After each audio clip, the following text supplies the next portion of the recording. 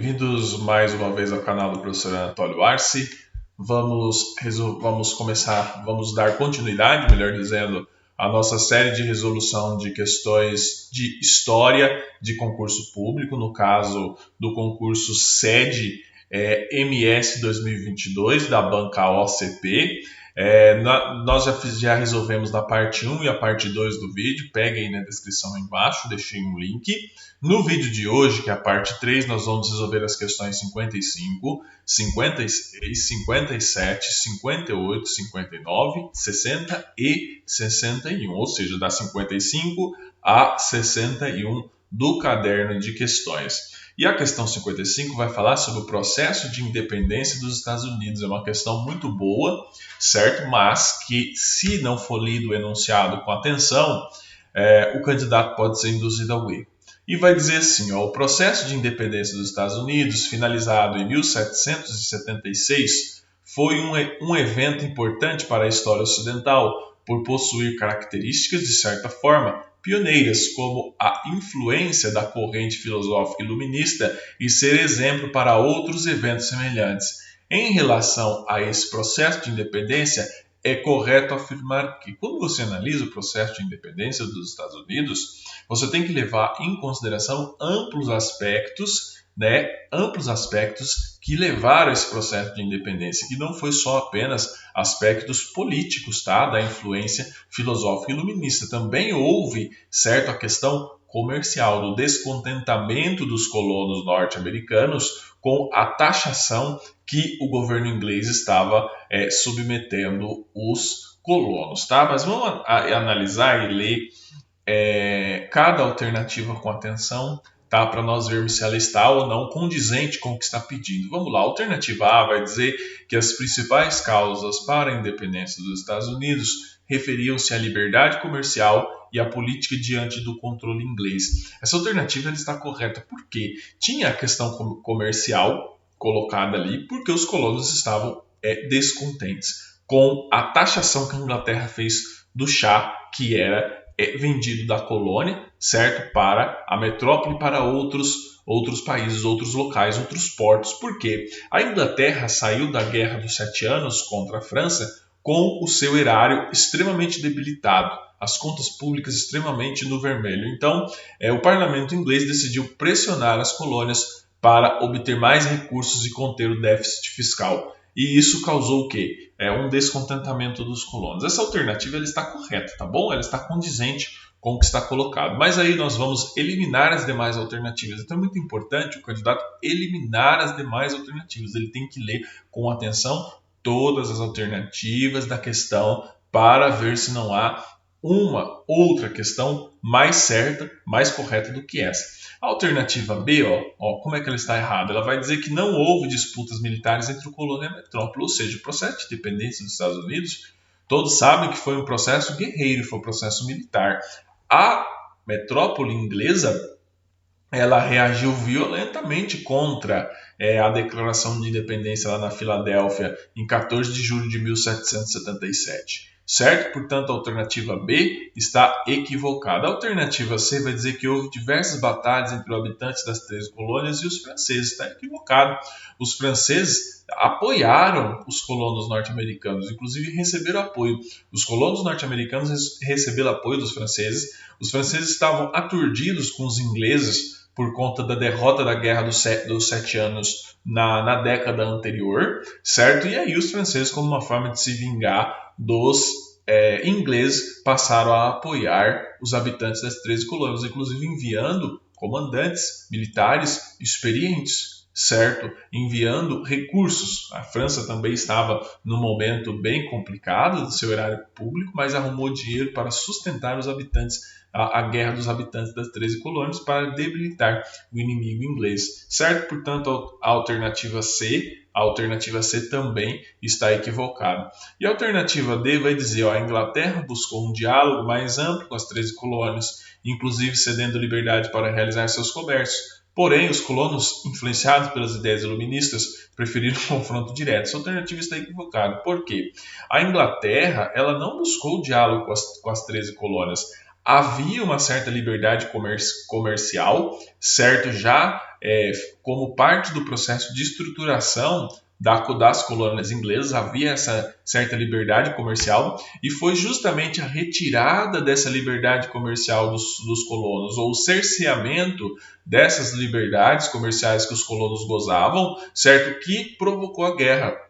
Então você está vendo que não houve diálogo, o parlamento inglês impôs essas taxas sobre o chá, certo? Como uma forma de melhorar o seu erário público, mas acabou penalizando os colonos das 13 colônias e eles se insurgiram contra a metrópole. Portanto, a alternativa D está equivocada. E a alternativa E vai dizer: os habitantes das 13 colônias buscavam com a independência, principalmente a liberdade religiosa, também está equivocado.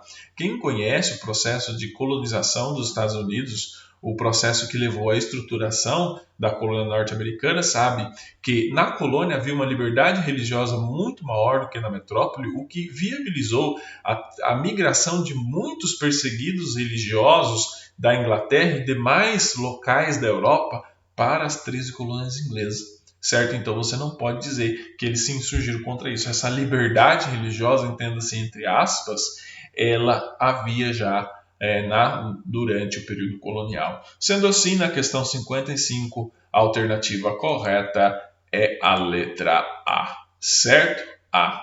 55, letra A. Vamos agora à questão 56. A questão 56 vai para o Brasil do período Vargas, tá? E vai dizer o seguinte: em novembro de 1937, o então presidente Getúlio Vargas institui, por meio de um golpe, o chamado Estado Novo. Sobre esse período de governo, assinale a alternativa correta. Então, o candidato já tem que ter o seu conhecimento prévio de que o Estado Novo é um período que vai de 1937 a 1945, que foi o período de maior centralização de poder, certo? Em nome de Getúlio Vargas, tá bom? Também favorecido por um contexto específico no mundo, viabilizado ali. A Segunda Guerra Mundial começa 2 anos depois da instituição do Estado Novo. Tá, mas vamos ler as alternativas para a gente ver as incongruências. Então é muito importante você ter o conhecimento prévio e ler as alternativas buscando as incongruências. Vamos lá, a alternativa A vai dizer que perdurou por pouco tempo, até 1939, foi caracterizado por uma relação de extrema proximidade com o Partido Comunista. Onde que está o erro? Primeiro que ela não perdurou por pouco tempo, não foi até 1939, foi até 1945, e não havia uma proximidade com o Partido Comunista Brasileiro. Pelo contrário, um dos motivos pelo qual Vargas e sua equipe legitimou o golpe de 1937 foi justamente o Plano Cohen, pesquise aí, que dizia que havia um risco de introdução do comunismo no Brasil. Nós já tínhamos tido a intertona comunista no ano anterior, ou em situações anteriores, e isso legitimou a decretação do Estado Novo. Portanto, a alternativa A está errada. A alternativa B vai dizer que foi um regime ditatorial em que Getúlio Vargas governou até o período de 1944, tá? Período em que o Brasil entrou na Segunda Guerra Mundial por meio de envio de tropas e o governo foi cedido por uma junta militar. Você vê que o único erro que está aqui, é um erro de data, tá?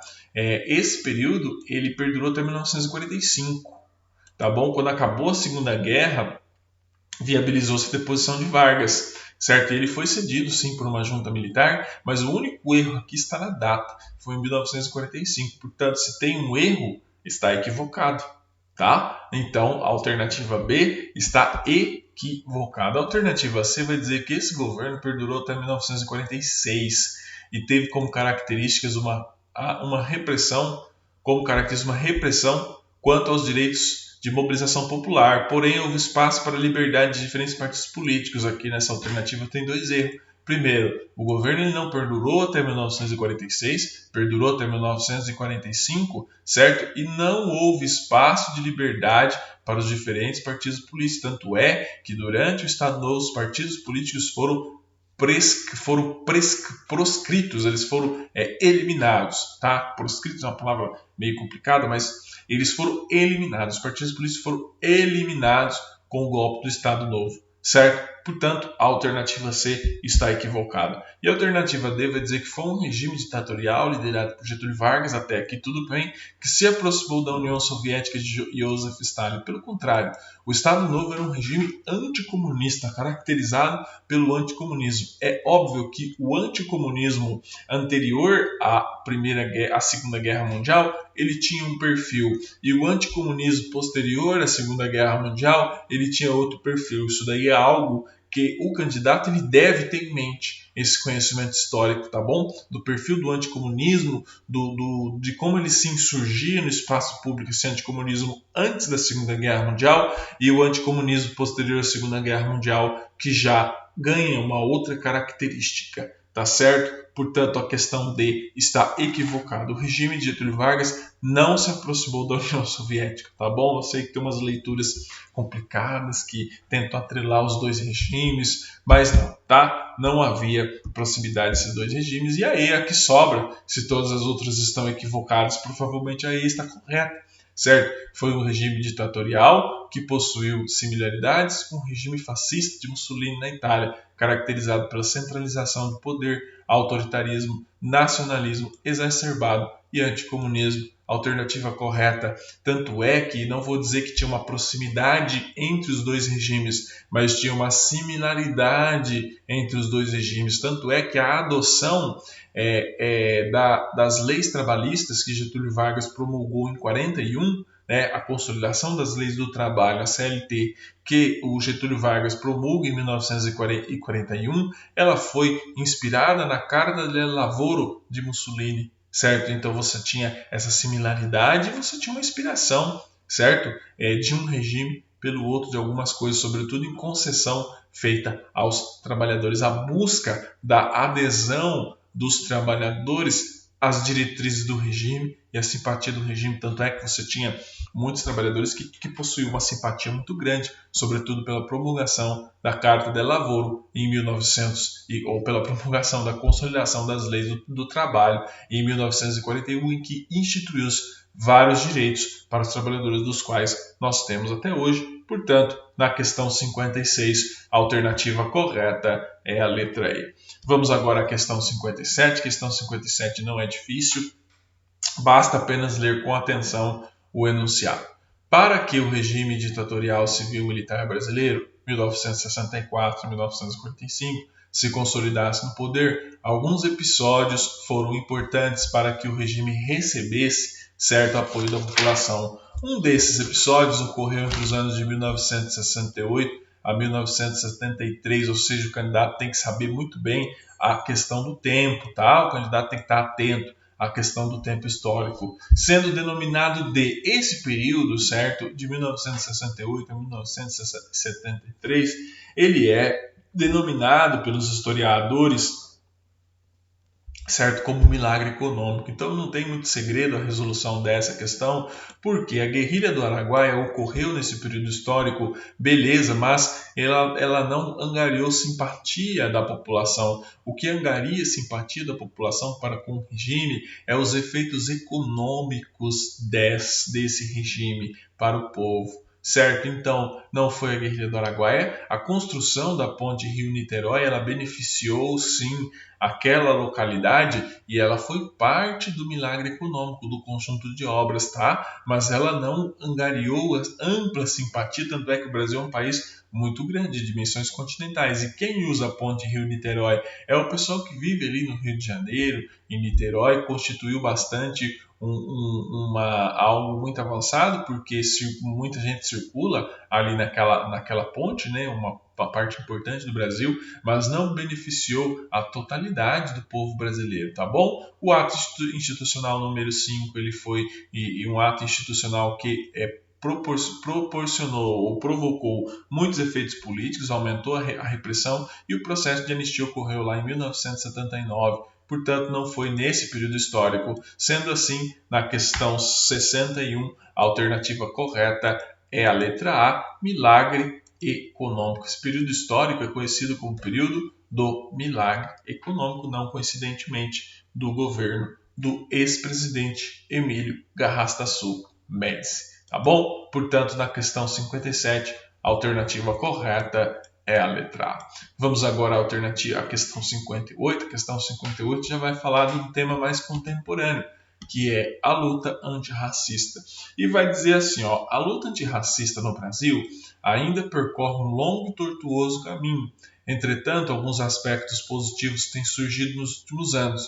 Um desses pontos foi a criação da Lei nº 10.639 de 2003. Qual das seguintes alternativas corresponde ao principal tema dessa lei?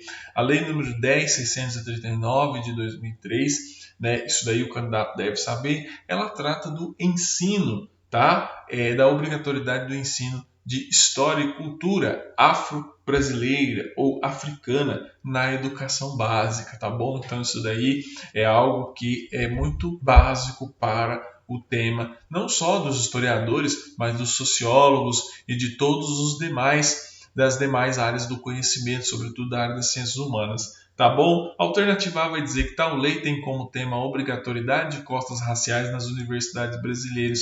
Se você pegar o tema Se você pegar historicamente, algumas universidades instituíram as cotas antes de 2003. Por exemplo, a Universidade Estadual daqui do Mato Grosso do Sul é um desses exemplos, tá? Essa lei tem como base garantir cotas raciais para concursos públicos. A lei de cotas raciais dos concursos públicos, se não estou enganado, me corrija aí na descrição, quem puder saber, ela é posterior a 2003, ela não ocorreu em 2003. Tá? Portanto, a alternativa B está equivocada. A alternativa C vai dizer que a lei propõe a obrigatoriedade da apresentação de filmes com temas afro-brasileiros nos cinemas brasileiros. Essa alternativa também está equivocada, porque, se não me engano, também, certo, a obrigatoriedade ou uma lei, se é que ela existe, que obriga temas afro-brasileiros no cinema brasileiro, ela é posterior também. A alternativa D, que é a correta, vai falar: essa lei tem como tema a obrigatoriedade do ensino de história e cultura afro-brasileira e africana da educação básica. Essa que é a alternativa correta. E a alternativa E vai dizer: tal lei tem como obrigatoriedade de cotas raciais para o ingresso nas universidades públicas brasileiras. Também é uma lei é uma lei anterior, no caso, algumas universidades já adotaram antes, portanto, na questão C58, a alternativa correta é a letra D, tá bom? É lei que torna obrigatório o ensino de história e cultura afro-brasileira e africana na educação básica. Questão 59 agora, questão 58 resolvida, alternativa D. Questão 59. A questão 59 vai trazer o seguinte enunciado, ó. Durante as décadas de 1920 e 1940, na Europa, surgiram regimes governamentais totalitários, um dos motivos que levariam a humanidade a uma Segunda Guerra Mundial. Desses regimes, os dois mais importantes foram o fascismo na Itália e o nazismo na Alemanha. Beleza. Sobre as características gerais desses dois regimes, ou seja, características gerais, deixa eu gravar aqui, ó. Características gerais desses dois regimes, do nazismo e do fascismo, ou do fascismo italiano e do nazismo alemão. Assinale a alternativa correta. Vamos lá, alternativa A. Tinham como características o bolchevismo e o socialismo. Se nós estamos falando em nazismo e fascismo, que eles eram anticomunistas, tá bom? Eles não tinham como características o bolchevismo e o socialismo. Eles eram anticomunistas, eles eram antissocialistas, tá bom? A alternativa B vai dizer que tinha como características o antiliberalismo, o anticomunismo, o nacionalismo exacerbado e a liderança carismática. Quando você estuda o nazismo e o fascismo, lá você coloca para os alunos, ou mesmo nós, como professores, estudamos profundamente na faculdade esse tema, você vê que o nazismo ele era um regime caracterizado o quê? Pelo antiliberalismo. Ele combatia o liberalismo, o modelo liberal norte-americano, certo? Ele tinha um anticomunismo muito grande, um antinacionalismo exacerbado e uma característica também era fixar na liderança carismática. Sendo assim, a alternativa B, ela está correta. Você pode analisar aqui, ela está correta. Vamos analisar as demais alternativas para nós descartarmos ela. Vamos lá, ó. A alternativa C vai dizer que tinham como características o liberalismo, a pluralidade e a liberdade de criação de partidos políticos. Isso daí é um regime democrático, tá? Ele está descrevendo um regime democrático, não um regime como o fascismo e o nazismo, certo? Portanto, o nazismo e o fascismo, eles eram antiliberais, eles não prezavam pela pluralidade, eles não prezavam pela liberdade de criação dos partidos políticos. Sendo assim, a alternativa C está equivocada, tá? Ela está totalmente equivocada. Não tem somente uma parte equivocada, ela está totalmente equivocada. A alternativa D vai dizer que tinham como características o poder centrado em um único partido e a liberdade de imprensa. Eles tinham realmente o poder centrado em um único partido, que era o Partido Nazista e o Partido Fascista, no caso da Itália, e o Partido Nazista, no caso da Alemanha, mas não havia liberdade de imprensa. A imprensa era totalmente controlada pelo regime fascista, tá bom? Então, ou pelo regime nazista, portanto, era controlada pelo Estado, tá? A alternativa D está equivocada. A alternativa E vai dizer que tinham como características um governo repressor quanto a inimigos políticos, mas que prezava pela liberdade de culto religioso. Tome cuidado com essa alternativa, dizer que havia liberdade de culto religioso, tá? No fascismo e no nazismo. No caso do fascismo, você não tinha liberdade nenhuma de culto religioso. A única religião que era aceita pelo Estado era a religião católica. E no caso do nazismo, você tinha uma religião nacional, certo? Que era o próprio Führer como líder, que ele era espécie também de líder religioso, certo? Você tinha uma sociedade que ela era tão alienada, ela era tão focada, tão totalitária na ideologia oficial do Estado, que você não havia liberdade de culto religioso. O nazismo era praticamente um culto religioso ao Führer. Portanto, na questão 59, a alternativa correta é a letra B. Vamos agora à questão 60, ela fala sobre a Reforma Protestante e vai trazer o seguinte enunciado para nós. Martinho Lutero, de 1483 a 1546, foi um dos principais pensadores responsáveis pela Reforma Protestante. Uma de suas principais obras foram as 95 Teses, pregadas em Wittenberg em 1517, tá? A qual o teólogo filósofo deixou na porta da igreja do castelo de Wittenberg. Assinale a alternativa correta quanto à real intenção de Lutero com tal obra, ou seja, o que a questão está pedindo, qual era a intenção de Lutero, né, nas suas 95 teses, tá? Vamos lá, alternativa A vai dizer que Lutero criou tal obra para justificar o surgimento de uma nova igreja, dissociando-a totalmente da Igreja Católica. Qual é o erro aqui? De fato, ele falava de uma nova igreja, mas essa igreja que Lutero pensou, ela não estava dissociada da Igreja Católica. Ao menos nesse momento histórico, ele não pensava em dissociar. Tome muito cuidado com isso, tá? Ele não pensava nesse momento em dissociar a igreja dele da Igreja Católica, tá bom? Portanto, a alternativa A está equivocada. A alternativa B, que é a correta, vai dizer o seguinte: com as 95 teses, Lutero tinha como principal objetivo reafirmar os dogmas do catolicismo romano, buscando a participação de toda a comunidade. Além disso, planejava reformar a Igreja Católica, principalmente contra a venda de indulgências. Era isso que Lutero planejava quando ele pregou as 95 teses. Ele queria reafirmar os dogmas católicos, que ele dizia que o clero católico, o alto clero, não estava reafirmando esses dogmas, certo? Ele buscava o que? A participação de toda a comunidade, ele queria incluir a comunidade na igreja, porque ele dizia que havia um distanciamento muito grande entre o clero e o povo, certo? E ele planejava reformar a Igreja Católica, sobretudo quando ele criticava a venda de indulgências, que criava o quê? Uma aristocracia, uma casta. Parecia que a salvação só estava acessível para quem tinha dinheiro, para quem podia doar os seus bens para a igreja. Isso enriquecia a igreja, certo? E deixava o povo pobre, que não tinha dinheiro, desprovido da entrada no reino dos céus. Portanto, a alternativa B está correta, tá bom? Vamos ler as demais alternativas e vamos encontrar os equívocos, tá?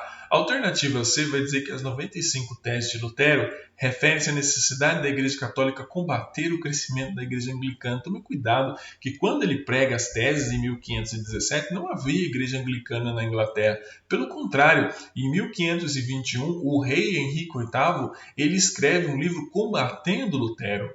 Certo? Depois ele se reconcilia com Lutero, ele passa a entender Lutero como algo bom, tá? Mas Lutero também responde ele e de maneira bem veemente e bem dura, repele o Henrique VIII. Então, você não pode dizer que as 95 teses é uma forma de combater a igreja anglicana. Não existia a igreja anglicana. A reforma anglicana foi feita décadas depois. Tá bom? Não foi feita em 1517. Portanto, a alternativa C está equivocada. A alternativa D vai dizer que tal obra de Lutero tinha como principal objetivo a mudança do voto de castidade de sacerdócios da Igreja Católica Romana. Esse não era o objetivo. Um dos principais objetivos da obra de Lutero, você vai ver, é criticar a venda de indulgências. Ele criticava várias outras coisas dentro da Igreja Católica, mas duas se sobressaíam. Primeiro, era a venda de indulgências e segundo, era a leitura do texto sagrado no idioma latino, que isso fazia com que o povo ele ficasse distante da palavra de Deus e tinha que ter um intermediário entre ele e a palavra de Deus, que era o sacerdote. Ele dizia que o povo devia ter acesso às Sagradas Escrituras no seu idioma original. Certo? Portanto, a alternativa D está equivocada. E a alternativa E vai dizer que a obra foi criada no intuito de legitimar a igreja anglicana, que acabara de surgir também, está equivocado. A igreja anglicana vai surgir décadas depois, a partir da esteira de um processo específico da Inglaterra e de ruptura da monarquia inglesa com a Santa Sé por várias questões, não só pela questão do casamento, certo, de Henrique VIII, mas também pelo interesse que os nobres ingleses tinham de se apoderar das terras da igreja, tá certo? Portanto, na questão 60, a alternativa correta é a letra B, tá bom? Já vou até grifar aqui, a alternativa correta é a letra B na questão 60. Vamos agora à questão 61, também a última questão do nosso vídeo de hoje. Nós já se aprofundamos um pouquinho demasiadamente. Vai dizer o seguinte: a Segunda Guerra Mundial foi um acontecimento catastrófico para a humanidade e suas consequências atingiram inúmeras nações do globo. Das alternativas a seguir, qual não representa uma consequência direta da Segunda Guerra Mundial? Ele está perguntando qual não é uma consequência da Segunda Guerra Mundial. Vamos lá, o surgimento da Iugoslávia é uma consequência da Segunda Guerra Mundial? Não, a Iugoslávia ela vai surgir na esteira do processo de dissolução do Império Austro-Húngaro. E o Império Austro-Húngaro ele se dissolveu na Primeira Guerra Mundial, após a Primeira Guerra Mundial, certo? Então, após a Primeira Guerra Mundial, se dissolve o Império Austro-Húngaro e surge a Iugoslávia, certo? Portanto, na questão 61, a alternativa A ela está correta. Vamos ver as demais alternativas para a gente ver. Ela está, na verdade, não representa, né, uma consequência direta. Vamos lá. A divisão da Alemanha, ela foi sim uma consequência direta da Segunda Guerra Mundial. Tá bom? Então você já elimina essa, você não marca, tá? Porque ele está pedindo, aqui não foi. O mundo bipolarizado entre a União Soviética e os Estados Unidos. Após a Segunda Guerra Mundial, o mundo se tornou bipolar entre esses dois países? Se tornou, então nós não vamos assinalar. A deposição de Getúlio Vargas em 1945 e o fim do Estado Novo. Após a Primeira Guerra Mundial, Getúlio Vargas foi deposto e o Estado Novo caiu? Caiu, certo? Portanto, você observa aqui que essa alternativa nós não devemos marcar. E a alternativa aí vai falar do surgimento da ONU, da Organização das Nações Unidas. A Organização das Nações Unidas surgiu a partir de uma consequência direta da Segunda Guerra Mundial. Claro, houve a dissolução da Liga das Nações, o surgimento da Organização das Nações Unidas para esse novo mundo que surgia, essa nova ordem global que surgia, certo? Para conter o quê? Conter os excessos dos países, conter a guerra, certo? Conter o quê? A que um país se tornasse tão poderoso que ele pudesse destruir a humanidade. Então, a Organização das Nações Unidas é sim uma consequência da Segunda Guerra. Dessas alternativas aí, a única que não é uma consequência da Segunda Guerra Mundial, mas sim da Primeira Guerra Mundial, é a alternativa A. Sendo assim, na questão 61, nós devemos marcar a alternativa A. Curta, compartilhe e se inscreva no nosso canal. Muito obrigado pela atenção de todos vocês. Seguimos aqui com os nossos estudos.